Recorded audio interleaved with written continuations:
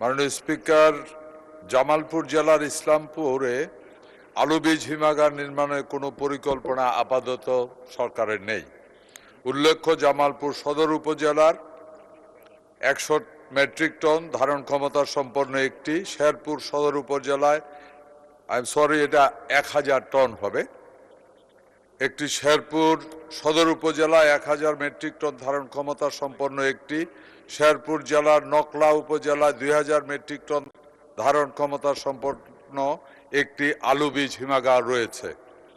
উক্ত হিমাগার সমূহের সংরক্ষিত গুণগত মানসম্পন্ন ও উচ্চ ফলনশীল রপ্তানি উপযোগী শিল্প ব্যবহারযোগ্য আলু বীজ সরকারের নির্ধারিত মূল্যে জামালপুর জেলা সহ অন্য জেলাগুলিতে কৃষকের মাঝে সরবরাহ করা হয়। কৃষি সম্প্রসারণ অধিদপ্তর কর্তৃক বাস্তবায়নাধীন ফার্মার্স মিনি কোল্ড স্টোরেজ প্রকল্প রয়েছে, যার সম্পর্কে অনেকে অবহিত নয়। এই কোল্ড স্টোরেজগুলির ভিতরে সবজি থেকে শুরু করে বিভিন্ন ধরনের ফ্রুটস রাখা সম্ভব। এটা গত এক দেড় বছর ধরে চালু হয়েছে। আমরা চিন্তা করছি এই সমস্ত কোল্ড স্টোরেজগুলি বিভিন্ন সবজি বা ফ্রুটস যে সমস্ত এলাকায় উৎপাদিত হয়, আমি দেখেছি অনেক সংসদ সদস্য বলেছে লিচু উৎপাদন হয়, ড্রাগন উৎপাদন হয়।